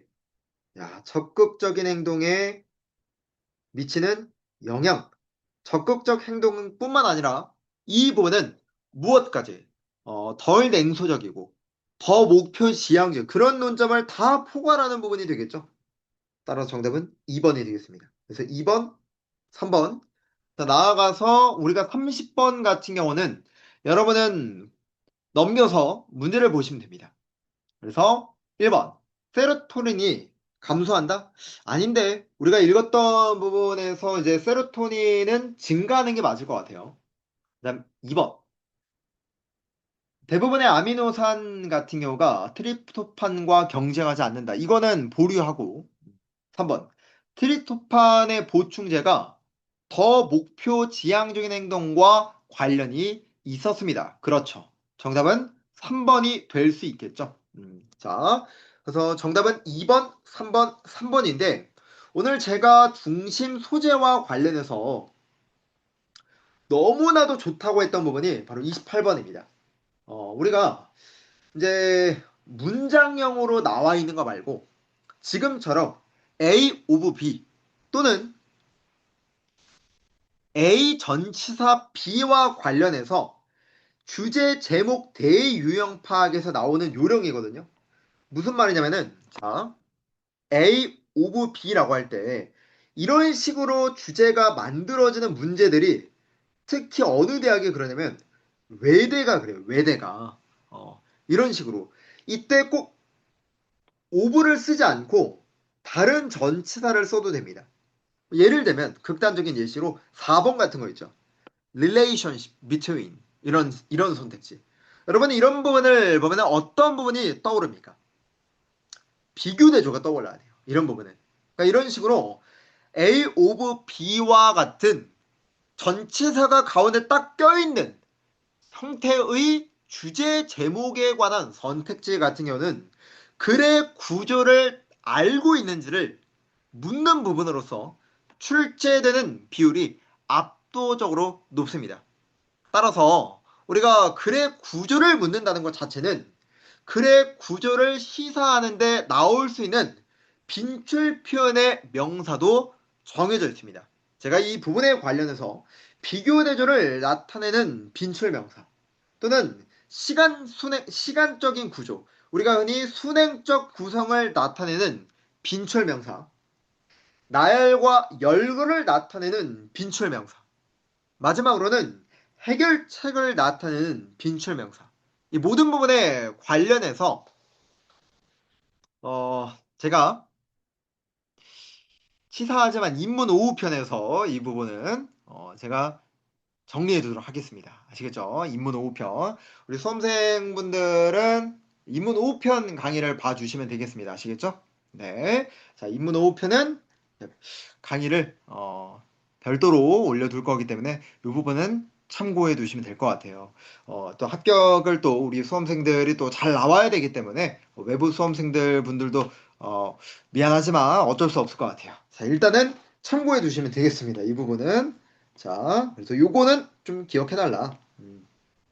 자, 그래서 인문 5편에 관련해서 제가 이 부분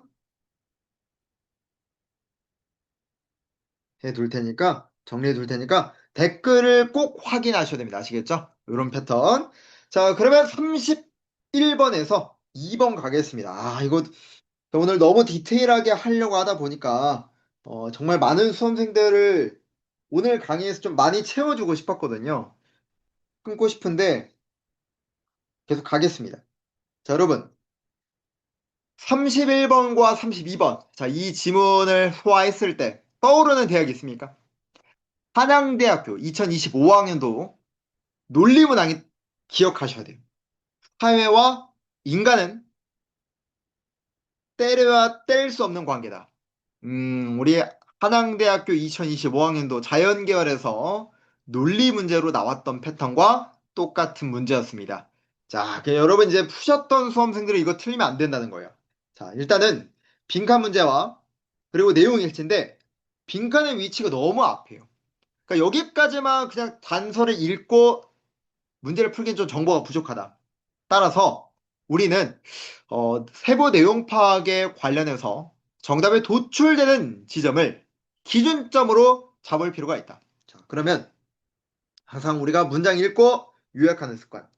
자, 사회와 그 다음에 개인은 분리할 수 없다. 이게 마찬가지로 반대 사고를 할 수 있느냐죠. 분리할 수 없다라는 건 두 관계가 관련이 있다는 거예요. 아, 사회와 개인은 관계가 있다는 거구나. 그래서 이들은, 자, 이들은이라는 거는 파란색과 빨간색 합치면 되겠죠. 자, 이들은 필연적이고 서로에게 정반대가 아니라, 그렇죠. complementary, 상호 보완적인 문제 푸는 건 쉬웠습니다. 31번에 1번이죠. 참고로 단국대학교는 4점과 2점의 문제 차이가 없어요. 그렇기 때문에 여러분 이제 문제 푸실 때는 제가 해설 강의는 21번, 30번으로 하지만 여러분 실제로 대학 가서 문제 풀 때는 31, 40번에 대해서 먼저 푸셔야 됩니다. 아시겠죠? 난이도 차이가 없어요. 자, 그리고 우리가 상호 보완적인 게 무슨 말이에요? 이것도 알아야 돼요. 여러분, 김치와 밥, 상호 보완적 관계죠. 빵과 버터, 상호 보완, 그럴 때 쓰는 말이에요. 그래서 31번의 정답은 1번이고, 자, 똑같은 말이고, 다음 문장도 똑같죠. 어떤 사람도 완전한 섬이 아니다. 이게 한양대학교 25년도 논리 정답이었어요. 자연계열에서.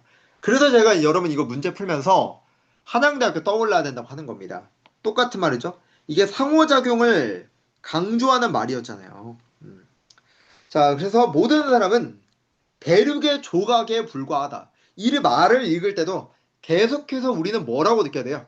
사회와 개인은 서로 상호작용하는 관계다. 상호작용하는 이렇게 읽어야 돼요. 자, on the other hand. 다른 한편으로 존 스튜어트 밀의 격언을 한번 보자.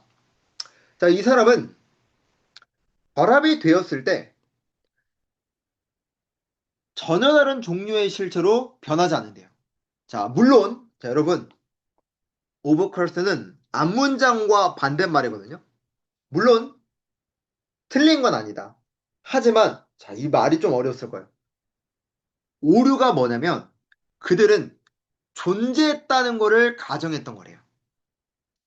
또는 어떤 종류의 실체를 가지고 나서 그 다음에 결합을 했다는 거예요. 여기서 실체라는 건 독립된 개인을 말하는 거예요. 개인. 자, 여기서 이때 어떤 종류의 실체를 가졌다. 이거는 개인이고 그러고 나서 뭐 했다? 결합을 했다. 이건 사회가 되겠죠. 그러면 서로 합쳐지기 전에 독립된 실체를 가졌다는 것은 다르게 말하면 사회와 개인이 원래부터 독립된 실체를 다시 개인이 본래는 독립된 실체였다가 나중에 결합을 했다. 즉 사회화된 거예요. 그 자체가 오류라는 것이고 이 말은 본래부터 두 개체는 불가분의 관계였다는 걸 강조하는 겁니다. 결국에는 첫 문장부터 지금까지 계속해서 사회와 개인은 뗄 수 없는 관계라는 걸 A는 B라는 식으로 계속 말한 것 뿐입니다. 그래서 우리가 태어나자마자 세상이 우리에게 작용해서 우리는 단지 생물학적인 부분에서 사회적인 유닛으로 변한 것에 불과하다. 이 말도 사회와 개인은 떼려야 뗄 수 없는 관계라는 걸 계속 강조하는 거예요. 이 문제를 딱 보면 무슨 생각이 듭니까? 정보가 많은 게 아니라 A는 B다, A는 B다는 식으로 패러프레이징 되는 글이에요. 이런 패턴의 글들이 주제 기반으로 문제가 나와야 되겠죠. 그리고 그 부분을 활용한 선택지가 바로 2번입니다. 보시면 만약 우리가 인간의 사회적 측면을 보지 않으면 당신은 인간을 이해하는데 중요한 측면을 놓친다. 즉, 인간은 독립된 실체가 아니고 사회적 존재이고 사회적 측면을 봐야만 인간을 이해할 수 있다는 거예요. 이게 왜 와닿지 않을 수 있냐면은 주제 기반형이기 때문입니다. 백날 내용일치를 본문에 있는 것만 찾으려고 하면 문제를 못 푼다는 거예요. 그래서 제가 그냥 본문만 읽어주는 선생님들 극혐 많은 겁니다. 이거 그렇게 하면 안 된다고. 주제 기반형 나오면 못 풀어요. 그러면 또 틀려도 됩니다. 절대로 틀려도 될 만한 문제는 없어요. 관용구 같은 게 아니면 주제 기반형은 그렇게 나올 수밖에 없는 프레임이 맞춰져 있어요. 그래서 이거는 A는 B, A는 B, A는 B 또는 P는 Q다, P는 Q다 이렇게 읽어야 된다. 자, 33번에서 34번으로 한번 넘어가 보도록 하겠습니다. 연결사추론과 내용 일치가 있어요. 그러면 연결사추론 부분은 앞뒤 내용의 어조가 너무 중요할 것이고 그리고 출제 관점이 판단되는 지점을 기준으로 한번 보겠습니다. 자, 정체성이라는 건 미래 시민들에게 가장 가치 있는 자산일 것입니다. 그래서 이제 온라인에서 존재할 거래요. 그러면 온라인 중심으로 정체성이라는 게 되게 중요하겠구나. 정체성은 중요하겠다. 그리고 이게 어디서 뭘로 남는다? 온라인으로 남겠다. 그래서 온라인의 경험은 태어나자마자 시작할 것이며 또 태어나기 전에서부터 시작할 거래요. 예를 들면 우리가 아이를 임신했을 때부터 애당초에 이제 초음파 사진 같은 거 그런 걸 말할 수도 있겠죠. 그래서 사람들의 시별 인생의 모습은 시간이 지나도 고정될 것이며 우리가 모든 사람들이 바라보는데 쉽게 표면화될 거래요. 즉 고정된다는 거는 영구적일 거라는 걸 말하는 거죠. 그 다음 A번 D를 한번 보겠습니다. 자, 그 다음에 그래서 회사는 새로운 도구를 만들어야 될 것입니다. 자, 지금 분명히 앞에서 뭐라 그랬어요? 영구히 남을 거라 그랬어요. 그렇기 때문에 정보를 통제하기 위해서 어떤 수단을 만들어야 된다. 이 말은 우리가 문제점 해결책으로 생각할 수 있죠. 우리가 이런 부분에 모든 게 남는 걸 문제로 생각한다면 그 다음 해결책으로 새로운 도구를 만들어야 될 것이다. 문제점 해결책. 문제점 해결책 구조로 갈 때 쓰는 게 in response, 대응하여 라는 부사죠. 그래서 33번은 애당초의 정답에 1번만 가능했습니다. 자, 그 다음에 커뮤니케이션의 기술은 오늘날 우리가 보고 있는 건 의도적으로 심해적이어서 문제죠. 자, 심해적이어서 이런 건 눈으로만 봐도 되겠습니다. 컴마 아니도 똑같으니까. 심해적이다 보니까 외부 규제가 없다면 이런 고용주나 또는 대학 입학 담당자와 그리고 마을의 소문에 있어서 좋은 사냥감이 될 것이라는 겁니다. 문제점이죠.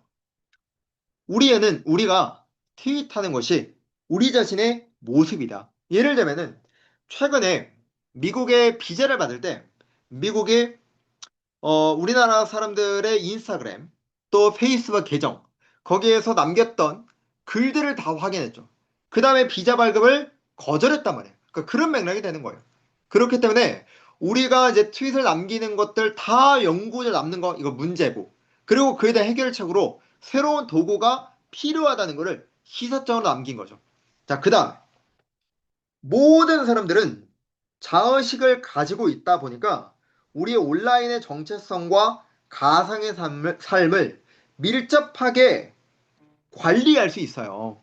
관리할 것이라고 말하고 있어요.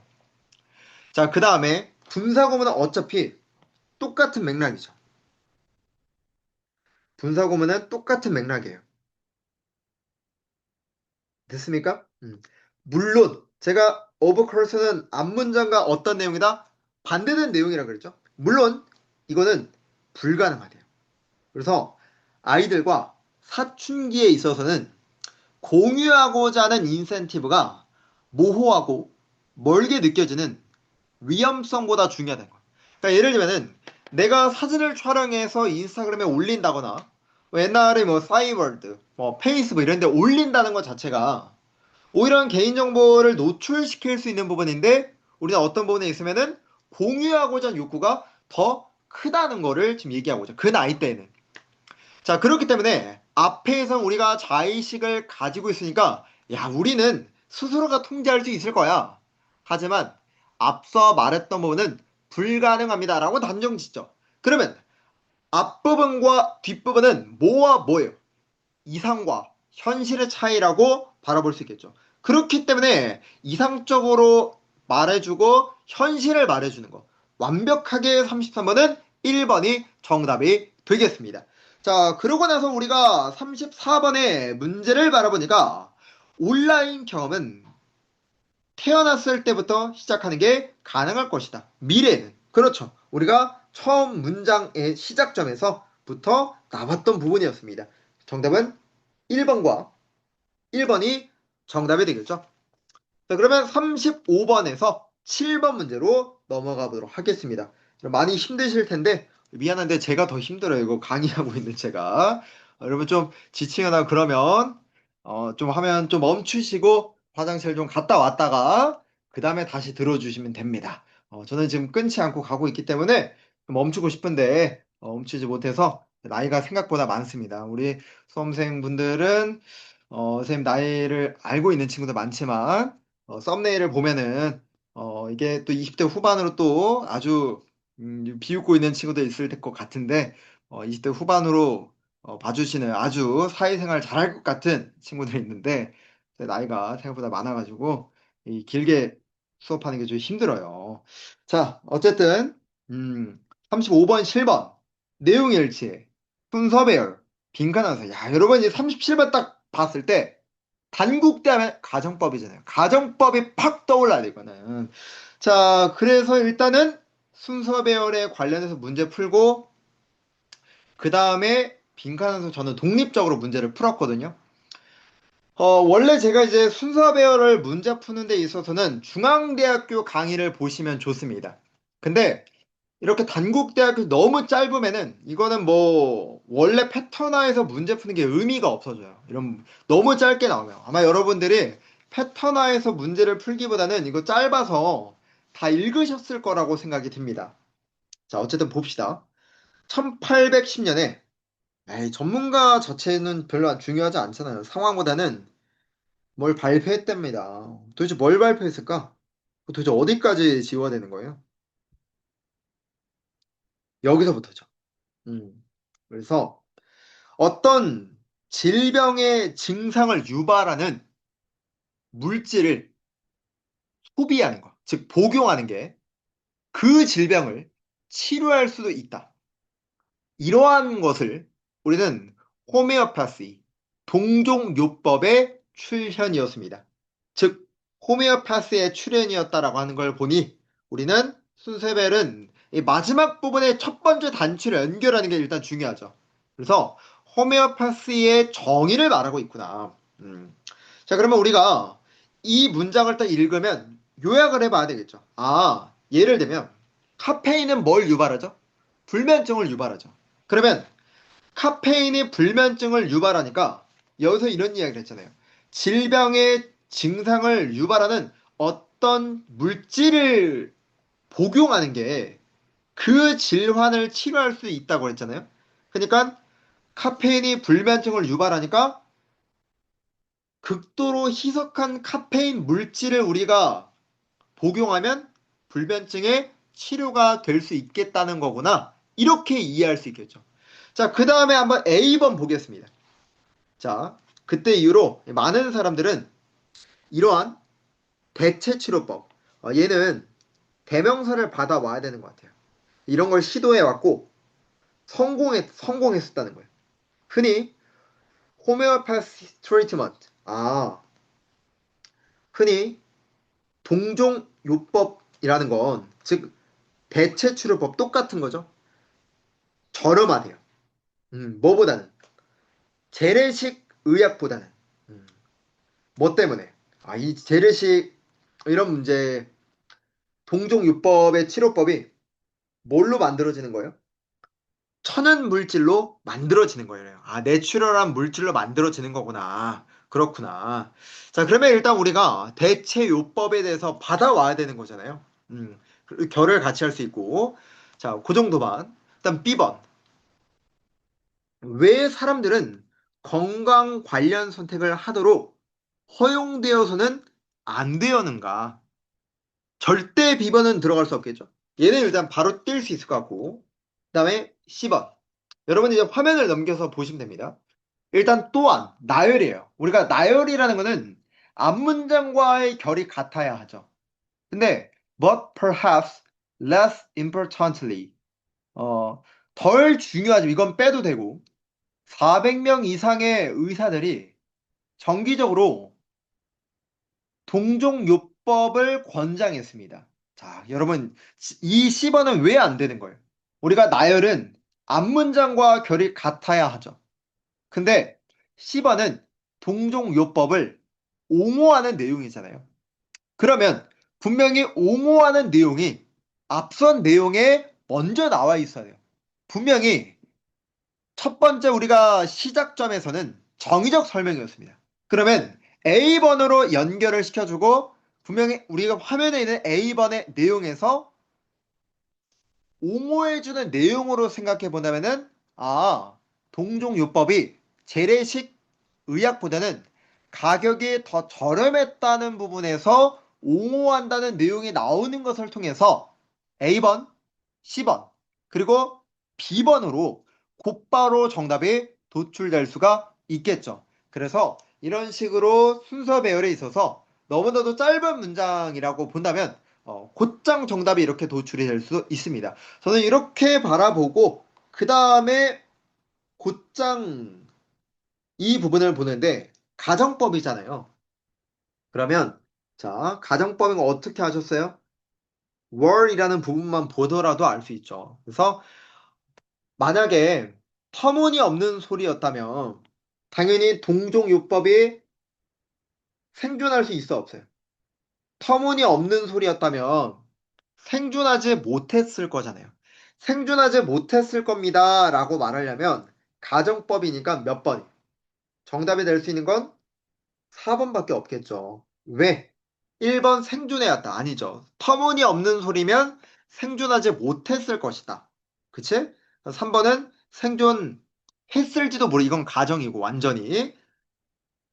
2번 생존하지 말았어야 했다. 이 말은 생존하면 안 됐어야 했다는 거예요. 그래서 정답은 4번이 되겠죠. 생존하지 못했을 것이다 라는 말이 들어가야 되니까 36번은 2번이었고 그다음 35번은 우리가 핵심 소재가 누굽니까? 라고 했을 때 곧장 정답이 이렇게 도출됐을 거예요. 읽으면서 대체치료법이 동종치료법과 같은 명세인 거 알았을 거고 그 다음에 보시면 4번이 이제 틀렸죠. 나머지 다 나왔는데 천연자원이라 했었기 때문에 임의적인 게 아니죠. 그래서 4번, 2번, 4번이 정답이 되겠습니다. 자, 그러면 38번에서 마지막 40번 한번 보도록 하겠습니다. 스트레스와 관련된 개념은 매년 또 이게 굉장히 선호될 수 있는 파트이기 때문에 이 점도 참고해 두시면 좋을 것 같습니다. 자, 일단 우리가 메인 아이디어와 관련해서 바라보면은 분명히 이 글은 선택지를 봤을 때 스트레스에 관련된 글이라는 건 알 수가 있습니다. 그리고 우리가 밑줄 친 부분 자체가 penetrate는 관통하다, 침투하다, 삼투하다라는 의미이고 다이어가 아닌 일반적인 단일어이기 때문에 여러분이 39번에 동의어 문제를 푸는 데 있어서는 문제될 여지가 없었을 것입니다. undo라는 표현은 다이어 문제를 물어볼 수 있기 때문에 충분히 우리가 헷갈릴 만한 논점을 가지고 있었다. 그러나 penetrate 같은 표현은 다이어적인 부분이 아니라 단일어이기 때문에 충분히 문제를 물어보는 데 있어서 출제되는 각도가 쉬웠을 겁니다. 곧장 39번에 infiltrate 정답 2번을 도출할 수 있었겠죠. 자, 그러면 저는 일단은 동의어 또는 세부 내용 파악에 관련해서 어, 논점이 파악되는 지점을 기준으로 잡았을 거예요. 자, 일단 스트레스가 수대절이죠. 원인 결과 만연하다 보니 용기의 훈장을 착용하는 것과 같답니다. 그러면 여러분이 용기의 훈장을 착용하는 것 자체가 무슨 말을 잘 와닿지 않을 수 있잖아요. 그렇죠? 그러면 일단 만연하다는 것 자체가 뭡니까? 그냥 굉장히 일상적이다라는 뉘앙스가 되는 거예요. 그렇다 보니 이게 너무 일상적이다 보니까 스트레스 감소에 관한 사업이 급증해 왔습니다. 성행을 이루고 있다. 아, 그만큼 이 문장을 딱 두 번째 문장 읽을 때 스트레스가 되게 만연하다는 거를 이런 식으로 바꿔 써주는 거구나. 자, 그 다음에 재진술이었고, if. 그래서 우리의 문화가 친밀감이 없는 문화였더라도 스트레스와 우리의 관계는 예외였을 겁니다. 지금 가정이죠. 가정법은 반대로 사고해봐야죠. 그러면 이 말은 친밀감이 없었더라도 스트레스와 우리의 관계는 예외라는 걸 본다면 친밀감이 있다는 게 우리 현실이잖아요. 우리는 친밀감이 있는 사회에 있기 때문에 당연히 스트레스는 만연해. 근데 이게 없었어도 스트레스는 만연하다는 말이잖아요. 따라서 정리해보면은 친밀감이 있든 없든 스트레스가 만연하다는 것을 시사하는 말이 되겠습니다. 자, 이를 통해서 가정법이라는 것은 무엇을? 자, 진짜 2025년 단국대학교는 배울 게 너무 많았어요. 가정법은 본문에 수록돼 있을 때 독해 관점에서는 반대 사고할 필요가 있고 이는 강조용법의 일환으로 이해할 수 있어야 한다. 됐습니까? 꼭 기억하셔야 됩니다. 음, 그래서 진짜 이게 엄청난 강조구나. 어떤 부분을 나타내는 부분이다. 이 말 자체가 다르게 보면 뭘로써 우린 받아들일 필요 있다? 우린 이 부분을 보면서 친밀감이 있든 없든 스트레스가 만연하다. 이게 첫 문장의 주제가 되겠죠.